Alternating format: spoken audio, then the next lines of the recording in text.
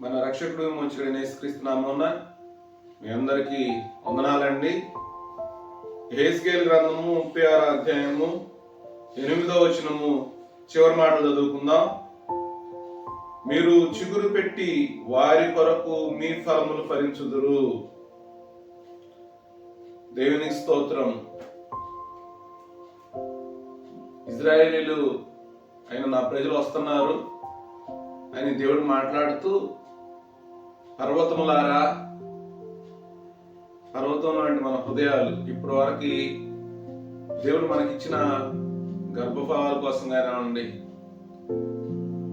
అన్యోన్య సహవాసం గల వారి కోసం కానివ్వండి, ఆత్మీయులైన వారి కోసం కానివ్వండి,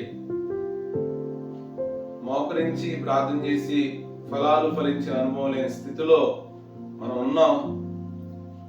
కఠినమైన హృదయం కలిగిన స్థితిలో మనం ఉన్నాం. ఈ కఠినమైన హృదయాలతో దేవుడు చెప్తున్నాడు, నేనున్నాను, నేను మిమ్మల్ని దున్నుతున్నాను. మీరేం చేస్తారో తెలుసా? నా బిడ్డల కోసం మీరు చిగురించి ఫలిస్తారు.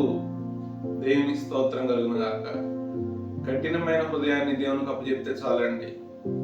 నువ్వు ఏ స్థితిలో ఉన్నా నీ స్థితిని దేవునికి అప్పచెప్తే దేవుడు నీ స్థితిని మార్చి చిగురించి ఫలింపజేసి తన బిడ్డలైన వారి కోసం, దేవుని నామ మహిమార్థం కోసం మనం వాడుకోవడానికి ఇష్టపడతా ఉన్నాడు. మన హృదయాన్ని దేవునికి అప్పగిద్దామా? ఈ దినమంతా దేవునితో గడపడానికి ప్రయత్నం చేద్దామా?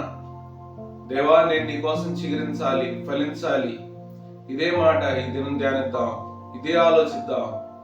దేవుడు అటువంటి స్థితిగతులు మనకు అనుగ్రహించి తన నామాన్ని మహింపరచుకును గాక.